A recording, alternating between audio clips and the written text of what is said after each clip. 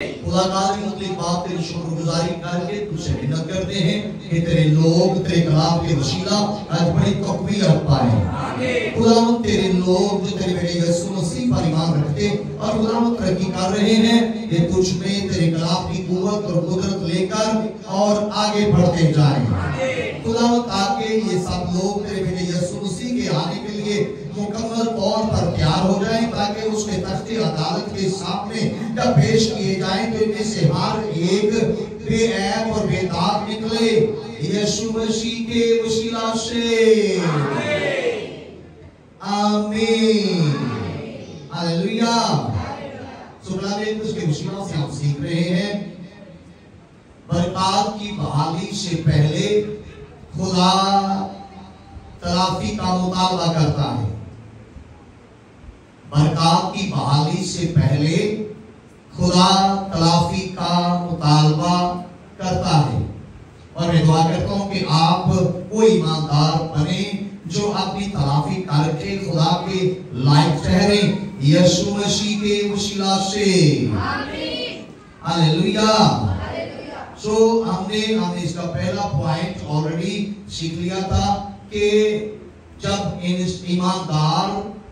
ईमानदार इंसानों से डरते हैं तो उसका क्या नतीजा होता है।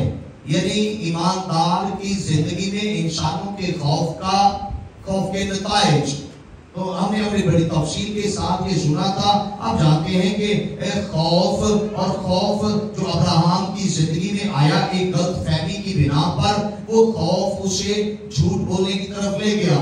वो खौफ उसके इत्मीनान और भरोसे को खुदा पर से उठाने में वो मददगार हुआ। हम देखते हैं कि वही खौफ जो एक ईमानदार की जिंदगी यानी अब्राहम की जिंदगी में इंसानों की वजह से आया, उसने खुदा पर भरोसा करना जो है वो उसमें कमजोर कर दिया। इसलिए हम आज दूसरा पॉइंट सीखेंगे। दूसरा पॉइंट है कि हर तमाम ईमानदारों से खुदा तलाफी का मुतालबा करता है। तमाम ईमानदारों से खुदा तलाफी का मुतालबा करता है।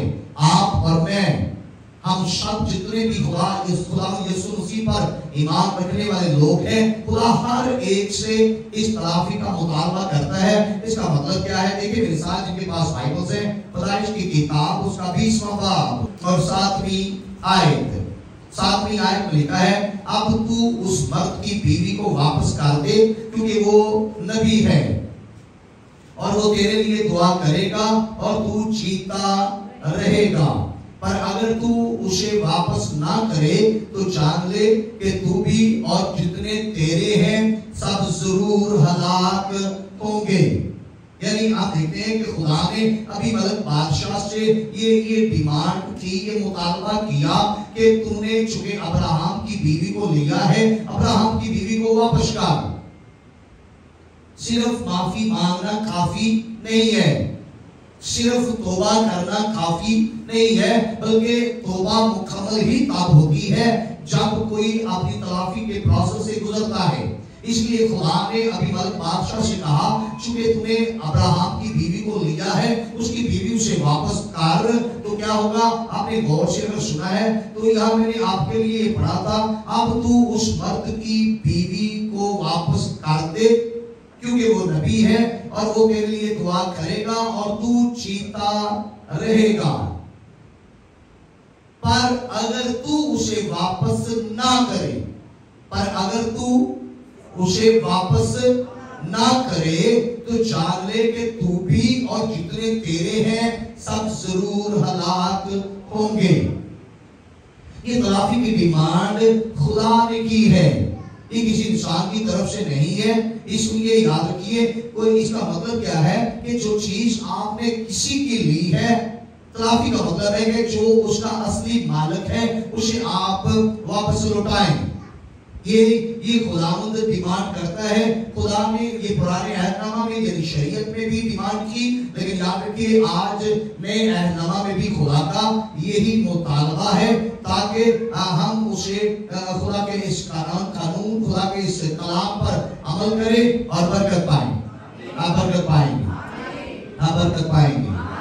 हालेलुया। तो इसलिए याद रखिए कि अबीमेलेक जो है, हम जानते हैं कि उसने तो अपने सच्चे दिल के साथ ये सब कुछ किया था, लेकिन फिर भी इसके बावजूद खुदा ने उससे खिलाफी का मुतालबा किया। बेशक वो बादशाह नहीं जानता था कि उसने कुछ गलत किया है, क्योंकि उसने तस्दीक करके अब्राहम ने कहा ये मेरी बहन है और सारा ने कहा ये मेरा भाई है, इसलिए उसने अपने सच्चे दिल के साथ ये रिश्ता बनाने की कोशिश की। लेकिन चूंकि खुदा इन बातों को जानता था, इसलिए खुदा ने अबीमेलेक बादशाह से मुतालबा किया इस तलाफी का, और अबीमेलेक ने उसकी बीवी यानी अब्राहम की बीवी उसे वापस कर दी। और मैं दुआ करता हूँ कि आपकी जिंदगियों में भी जो किसी पर हक आता है, आप आज रात उसे वापस लौटाएं, ताकि कसरत की बरकत और बहाली पाए यीशु मसीह के वसीला से। हालेलुया, जोर से हालेलुया। तो इसलिए आज के जितने भी ईमानदार यदि सच्चे ईमानदार हैं, उन सब पर ये लाजिम है कि वो तलाफी करें। और ये तलाफी जो है, याद रखिए कि इसका मैं भी कहता हूँ कि ये एक्चुअली असली और हकीकी तौबा को पैदा करती है। तलाफी किसी भी ईमानदार की सच्ची और हकीकी रास्तबाजी को ज़ाहिर करती है। और एक गुनाहगार जब तौबा करता है, तो याद रखिए कि अगर वो अपनी जिंदगी में तलाफी नहीं करता तो उसकी तौबा भी इनकम्प्लीट है। बिल्कुल इसी तरह अगर एक रास्तबाज आदमी, एक रास्तबाज शख्स, वो बेशक सब कुछ ही करता है, वो रास्तबाजी के साथ चलता है, लेकिन तलाफी नहीं करता, तो उसकी रास्तबाजी याद रखें रायगा चली जाएगी। इसलिए ये करना बहुत जरूरी है। हालेलुया।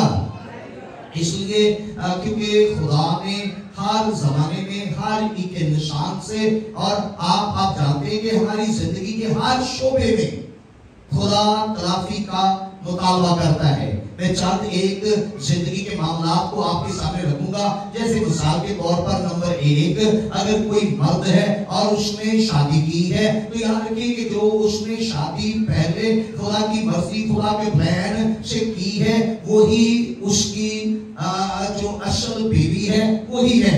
बिल्कुल इसी तरह कोई बीवी जिसने अपनी शादी की और उसका पहला शोहर दरअसल उसका असल हकीकी शोहर सिर्फ वही है। लेकिन अगर कोई मर्द दूसरी, तीसरी या चौथी शादी कर लेता है, तो याद रखिए कि अगर वो चाहता है कि खुदा का वो रास्तबाज बंदा ठहरे, अगर वो ईमानदारी की जिंदगी गुजारना चाहता है, अगर वो चाहता है कि मैं खुदा की बादशाही में और हमेशा की जिंदगी में कायम रहूं, तो उस पर लाजिम है कि वो अपनी पहली बीवी, जो उसने सबसे पहले बीवी निकाह करके अपने घर में वो लेकर आया था, उस पर ये वाजिब और लाजिम है कि सिर्फ उस बीवी को रखे और वो दूसरी तमाम अगर 1, 2, 3 जितनी भी बीवियां हैं उससे उन्हें छोड़े।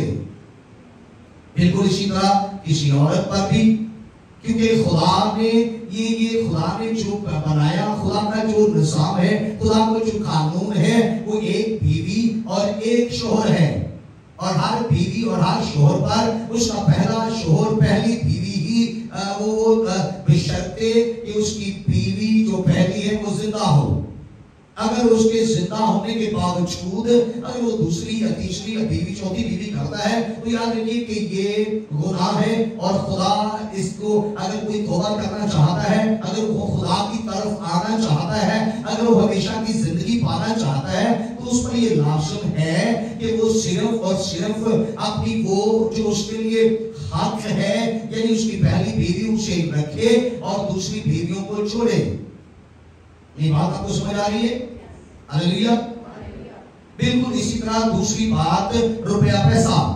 रुपए पैसे के मामले में अगर किसी ने किसी के रुपए पैसे को चुराया है, अगर किसी ने किसी का रुपया पैसा चोरी किया है, तो याद रखिए कि ये लाजिम है कि वो इसमें तलाफी करे। चाहे जिसका पैसा उसने चोरी किया है उसे माफी भी मांगे और उसका पैसा भी वापस करे। मेरी बात समझ आ रही है? ये इसलिए जरूरी है कि उसका दिल, उसका दिमाग, उसकी सोच, उसकी नियत, उसका ज़मीर जो है वो बिल्कुल पाक हो जाए।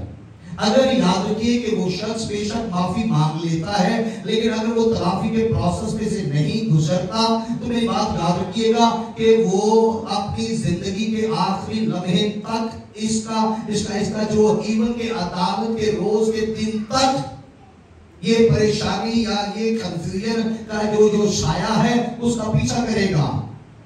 वो कभी भी अपने जमीन से पाक नहीं हो सकता।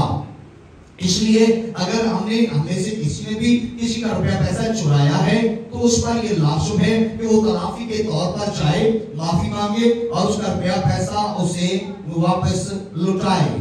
आप समझ रहे हैं? फिर इसी तरह नंबर 3 के हम देखते हैं कि खुदा का कलाम जो है ये आपसे तलाफी की डिमांड करता है।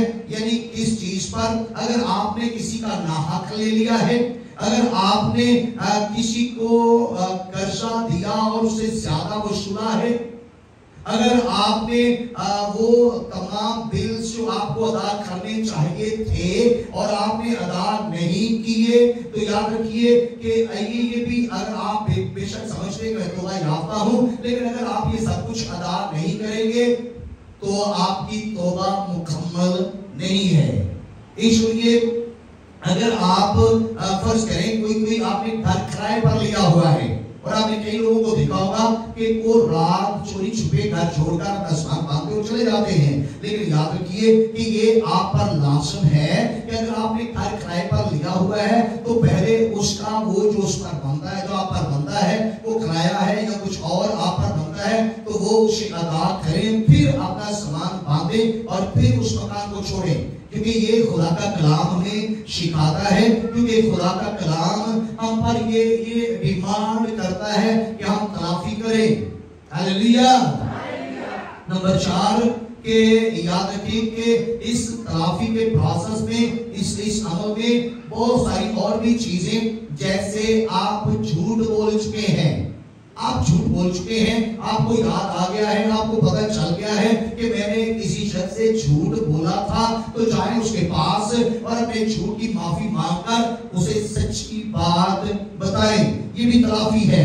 इसी तरह आपने फर्ज करें किसी को गलत पैगाम दे दिया है, जिसको अंग्रेजी में रिपोर्ट कहते हैं।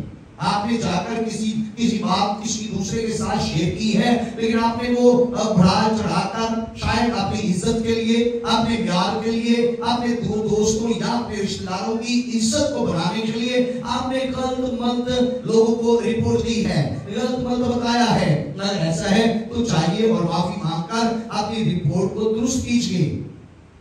हो सकता है कि आपने किसी पर अपना इंप्रेशन रखने के लिए अपने आप को किसी और तरीके से पेश किया है। कई दफा हम अपनी शो बनाते हुए अपने आप को बड़ा बनाने के लिए दूसरों को ये बताने की बजाय कि मैं एक गरीब आदमी हूँ, हम चाहते हैं उसे बता दें कि मैं एक अमीर आदमी हूँ, मेरे पास बहुत सारी चीजें हैं, हालांकि होती नहीं। अगर ऐसी रिपोर्ट से ऐसी बातें आप दूसरों से कर चुके हैं तो ये लाजिम है कि जाइए और उस शख्स के साथ बैठिए, उससे माफी मांगकर जो सच्चाई है उस पर ज़ाहिर करें और आप यकीनन आप कर पाएंगे। हालेलुया। अदरवाइज याद रखिए कि हो सकता है कि आपके गलत पैगाम देने से, आपकी गलत इंफॉर्मेशन देने से वो शख्स का उसकी शोषण का नुकसान हो गया है। हो सकता है कईयों के दिल घायल हो गए हैं और जाइए ताकि और ज्यादा नुकसान ना हो। आप पर लाजिम है कि आप जाकर उसकी तलाफी करें, माफी मांगे और सही इंफॉर्मेशन दूसरों तक पहुंचाएं, ताकि खुदा की जो डिमांड आपसे है इन तलाफी की वो पूरी हो और आप और अपने घराने पर कर पाए। जोर से कहिए आमीन। फिर कहिए आमीन। नंबर 5, अगर आप कमारे हैं, आप लड़की है लड़का है, आपने देखा होगा कि कई दफा रिश्ते हो जाते हैं लेकिन अचानक रिश्ते टूट भी जाते हैं। और ये अक्सर हमारे माशरे में होता है कि वो जो सब कुछ आया होता है लड़के वालों की तरफ से वो हम उन्हें वापस लौटाते हैं। और ये लाजिम है, ये अकॉर्डिंग टू बाइबल जरूरी है कि अगर ऐसा हो जाए तो जो उनकी चीजें होती हैं उन्हें वापस लौटाएं। जो लड़की वालों के पास उनकी चीजें हैं वो उन्हें जाकर वापस लौटाए, जो लड़के वालों के पास लड़की वालों की चीजें हैं वो लाजम उन्हें वापस लौटाएं, क्योंकि ये डिमांड खुदा की तरफ से है। और अगर आप ऐसा नहीं करेंगे तो याद रखिए कि ये प्रॉब्लम बन जाएगी। बशर्ते इसकी किस कैसे मैं कह रहा हूं आप समझ रहे हैं कि अगर वो रिश्ता कायम नहीं रहता तो ये यहाँ पर लाजम है, ये खुदा हमसे डिमांड करता है। ये जिंदगी के वो पहलू मैं आपको बताने की कोशिश कर रहा हूं जो आम हमारी जिंदगी में, रोजमर्रा की जिंदगी में होते हैं। इसलिए नंबर 6 और खुदा का ये कलाम के मुताबिक तलाफी है, इस बात का भी मुतालबा करती है कि आप जिससे आपने रुपया पैसा अगर फरेबकारी के साथ, धोखे के साथ, झूठ मार के रुपया पैसा किसी से ले लिया है, हो सकता है कि वो आपका बॉस हो जिसके पास आप नौकरी करते हैं, हो सकता है वो आपका रिश्तेदार है, हो सकता है वो आपकी बीवी है, आपका शोहर है। तो अगर आपने ऐसा कर लिया है, हो सकता है वो आपके माँ बाप है, आपने झूठी उनसे झूठ बोलकर कि कॉलेज में फीस देनी है, स्कूल में फीस देनी है और जुर्माना देना है, आपने पैसे ले लिए हैं और ये झूठ है, ये चोरी है। इसलिए अगर आप ऐसा कर चुके हैं तो अगर आप चाहते हैं कि तलाफी का प्रोसेस, तलाफी का अमल हो, तो लाजम है चाहिए अपने माँ बाप के वापस पास जाइए, अपने शोहर के पास वापस जाइए, अपनी बीवी के पास वापस जाइए, या अपने हमसाए या रिश्तेदारों के पास, या अपने मालिक, अपने बॉस के पास जाइए जिससे आपने किसी भी झूठ के साथ, फरेब के साथ, फ्रॉड के साथ रुपया पैसा लिया है, चाहिए और वो वापस लौटाइए। बिल्कुल इसी तरह हो सकता है कि आपने खुदा का पैसा चोरी कर लिया है। आप जानते हैं कि खुदा ने मलाकी की किताब में ये फरमाया है कि तुम मुझे ठगते हो, किन बातों में? हदियों और तायखियों में। अगर आप खुदा का हिस्सा खुदा को नहीं दे रहे तो आप खुदा की चोरी कर रहे हैं, आप खुदा को ठग रहे हैं, आप खुदा का वो रुपया पैसा जिस पर खुदा ही को हक है, आप खुदा ही का पैसा अपने बच्चों में खर्च कर रहे हैं, अपने घरों में खर्च कर रहे हैं। अगर आप ऐसा कर रहे हैं, जाइए अपने खुदा के पास, उससे माफी मांगिए और तलाफी कीजिए। अपनी दायकी, अपने हदिये नजराने जो कलाम के मुताबिक आपके ऊपर आते हैं वो अदा करना शुरू करें, आप बरकत पाएंगे, मैंने कहा बरकत पाएंगे। हालेलुया।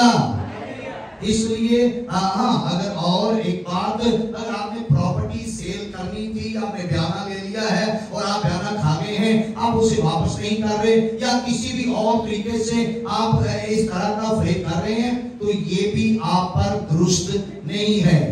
अगर आप पर किसी का बंदा है तो उसे वापस लौटाइए, उसे या जगह का कब्जा दीजिए ताकि आप खुदा के सामने बेऐब निकलें। हालेलुया। नंबर 7, याद रखिए कि ये तलाफी इस बात का भी मुतालबा करती है कि कई दफा हम नकली जाली सर्टिफिकेट्स बनवा लेते हैं स्टूडेंट्स जॉब के लिए या और किसी मकसद के लिए।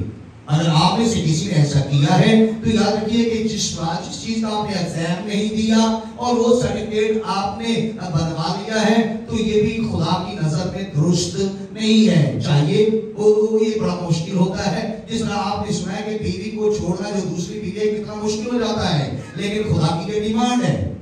इसी तरह से सर्टिफिकेट्स अगर आपने ऐसा किया है, चाहिए आप उसको कंटिन्यू नहीं रख सकते, बल्कि आप वो जो आपने एग्जाम नहीं दिए, आपने उसके लिए मेहनत नहीं की, चाहिए उसको वापस कीजिए, या खुद जो जिनके जगह पर आपने नकली डॉक्यूमेंट चलाए हैं उनसे माफी मांगकर और उसे वापस लीजिए और दोबारा उसे इस्तेमाल ना करें, ताकि आप खुदा के तख्त के सामने बेऐब निकलें यीशु मसीह के वसीला से। हालेलुया।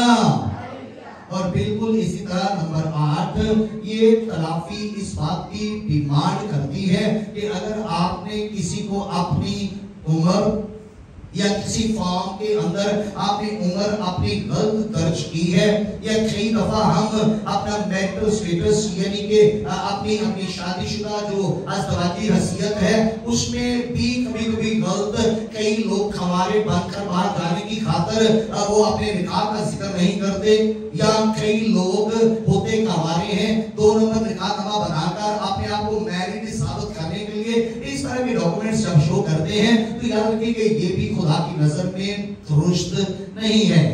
अगर आपने किसी फॉर्म में इस तरह की इंफॉर्मेशन दी है तो याद रखिए कि ये गलत है और खुदा चाहता है कि आप उसको दुरुस्त करें, आप उसको बदलें। आप कई दफा ये टैक्स रिटर्निंग, वो आप में से अगर कोई कारोबारी आदमी है तो वो ये समझता है कि उसमें अगर वो टैक्स रिटर्न नहीं दे रहा तो ये भी उसके लिए दुरुस्त नहीं होती।